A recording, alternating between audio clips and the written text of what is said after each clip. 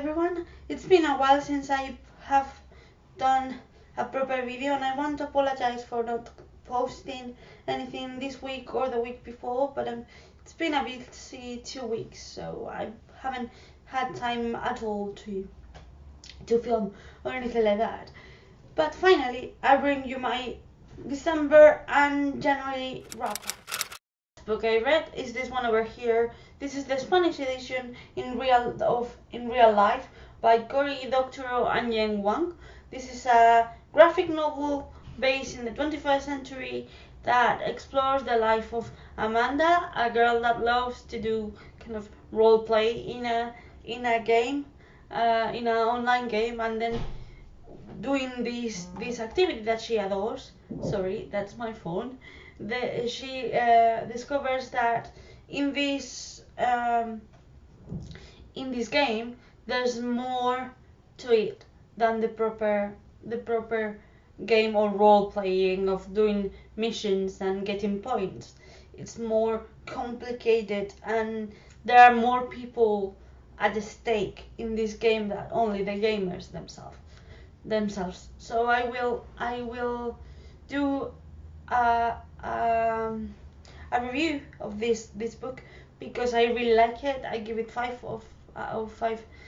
stars of 5 stars in Goodreads, and I will do very soon a proper review about this book.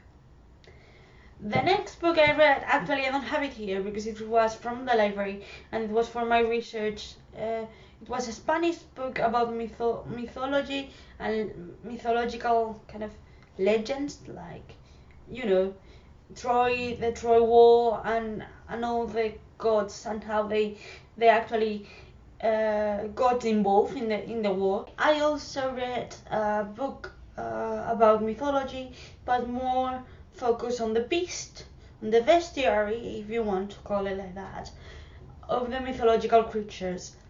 Mainly the ones that appear in more common myths, the more famous ones, such as, I don't know, mermaids, but not in the kind of fishy aspect of it. Actually, the original mermaids were more like birds, or similar to birds in some ways. And I read that one, and I also read two graphic novels. The first of them is The Wicked and the Divine by, I'm going to read it because there are lots and I don't want to say it wrong. Let me just open this and I will read. Kieran Gillen, Jamie McCovey, Matthew Wilson, Clayton Coles, Hannah Donovan, Chrissy Williams, Dee Cunifi, and Nathan Fairbrain. So, sorry if I butcher any of these names. These are the responsibles, the people in charge of this volume, which is the Faust Act, which is the first volume. But in case you don't know it, although I doubt it, I will tell you what The Wicked and the Divine is. You can see it properly if I place it like this. The Wicked and the Divine tell the story of Laura, who is actually a teenager that loves a group of celebrities or pop stars that are really famous. The thing is that these pop stars are actually gods that come from different religions, and they take or possess some bodies for, I think there are like three years, and then they die. And when they die, they have to wait 90 years to get into Earth again and create this kind of celebrities figures that everybody loves or hates.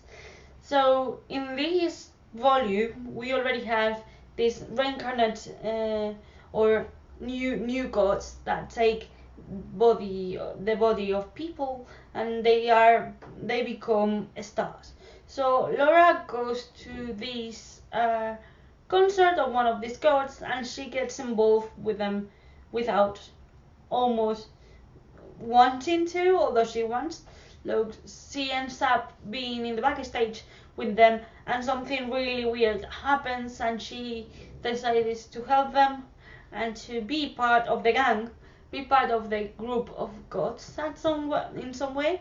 So this book, this first volume, it's like the beginning of the story, and I have to recognize. Well, I have to actually say that this is the second like try that I give to this book. The first time I was very stressed and I wasn't actually understanding anything at all, but I read this in, I think it was 2 days, and I really adore it. I think it's massive and I love it, and I will take actually the next volumes as soon as I can.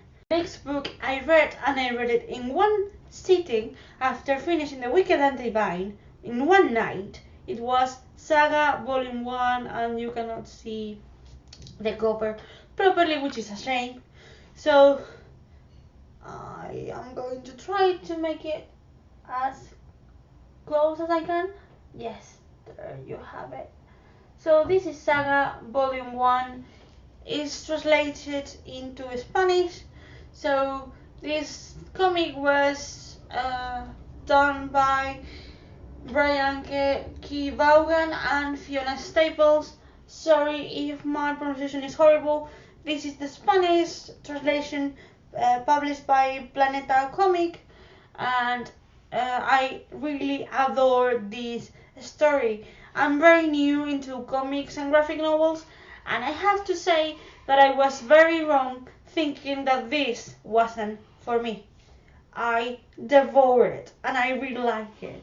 But in case you don't know what Saga is about these two people over here that meet in a really kind of weird context, because they belong this is a sci-fi story, and this character Alana and Marco belong to two different planets that are actually at war, but they discover that they love each other, and at the beginning of the story they have this beautiful baby that appears in the background with, well, in the image with them, and they have to run away because their kind of marriage is actually not well seen, because both planets are actually at war, so they have to run away and find a safe place for them to live.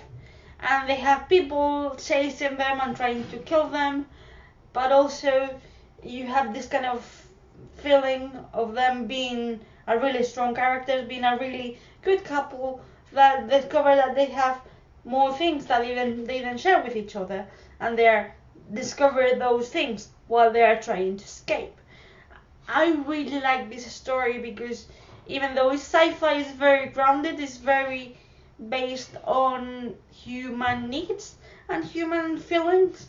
So it's not this kind of sci-fi huge story that you cannot link with the characters or with the plot, which is basically what happens to me every time I try to read sci-fi. It's something I really don't empathize with. But this, my friends, this is another level. I love it. I love it really much, and I want to read the next volumes really soon, as soon as I find them, because I tried to buy some books over here in Spain, the next volumes, and they are all sold out, so I have to try and find my next copies. I really like it. The color and the drawings are amazing. The style matches the cover pretty well. In the inside of the drawings is very similar to this, and I will show you more in the review, because I'm going to do a review of this. I cannot stay silent. I want you to read it, and if you have already read this, please share your opinion about the book down below. Mind the spoilers, because maybe some people haven't read the next volumes, or even myself, I haven't read the next volumes, but I would love to I don't know your opinion on these topics, on this book in particular. But after this kind of comic rush that I had, I managed to finish this book over here. I managed to finish The Diviners at last. The Diviners by Leva Bray is a book I had in my shelves for I think 2 years and a half, and I always wanted to read it because I love the 20s. If you don't know it, I really uh, um, love of period dramas and stuff like that. But the 20s have this magic, kind of this flair of rebellious need of freedom that I adore. One of my favorite books is The Great Gatsby, so I was about to pick this sooner or later. It took me a while to read it because I was ill and I was very busy, and I didn't actually had the energy to commit to it completely, although I was loving the story. But oh my god, once I had the time to complete this, oh my god, I adore it. It's like, it's not only the story itself, because this book, or at least the first volume, because I think it's a trilogy, uh, this story is about a girl named Evie O'Neill who has run away from home. Well, not run away exactly. Her parents have sent her to New York to live for a while with her uncle because she caused a little bit of trouble back at home in Ohio, and she comes to New York, which is kind of a punishment, but for her it's also her dream because she doesn't want to live in Ohio. She wants to live in New York where all the big things happen. Again, we are in the 20s, so New York, the parties, the alcohol, it's needed. And when she arrives, she goes to live with her uncle Will, who is actually a professor of the occult. He has a occult museum and he studies religion and stuff like that. He's a little bit eccentric, but he's very lovable, and he has I don't know, like person who works at the museum called Harry Co or Harry Cho. I'm not very sure how to pronounce it. She doesn't get along with this boy at the beginning, but there's a point in which a lot of murders start happening in New York, and those murders apparently have this kind of religious occult meaning. So the police come to Will to actually try to solve who is doing this and why. What they don't expect is that while Will takes Evie with them to solve this mystery, Evie has secrets of her own because she has some kind of special abilities that she doesn't share with anyone. So this book is not only spooky, and it has this kind of ghost element to it, and it's scary because of the occult, these abilities that Evie has, and all this kind of historical flair related to the 20s. It's more than that. It's a study of how the 20s were, how, for instance, the like secret parties happen, and also there's a lot of racial topic or racial discussion in here too, because one of the characters is a black young man who is actually my favorite character of all. I'm in love with Memphis. If you have read this, you know who Memphis is, and I adore it. I think, although I will tell you more in the wrap up, I think that this book is full of detail, and Liva did a really nice job in this story. I don't know, this is the Spanish copy published by RBA, but I don't know if they are going to publish the next installments. I hope they do, because I cannot stay like this. I want to show you the cover because I think it's very different from yours, but I love this kind of intriguing cover that doesn't give you much away, doesn't give you all the details. You have this flapper girl, that is how I want to imagine Evie to be, and this kind of background, New York background setting, and I really love it. It's very special to me, this book. I don't know why it took me so long to read it, because it's a gem. It's actually a gem. I will tell you more about this book in my wrap up. This is it. This is my December and January wrap up. I hope I can give you more details of each book, or at least the ones that I didn't do for research in my following reviews.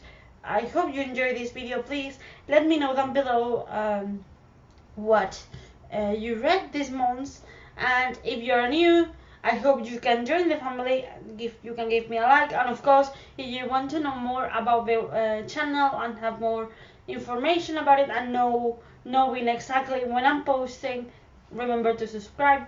I leave you as well my Amazon wishlist if you want to know what I'm after, and also all my social media such as the Facebook page, the Twitter, the Instagram, and the Goodreads account if you want to join me there too. Goodbye!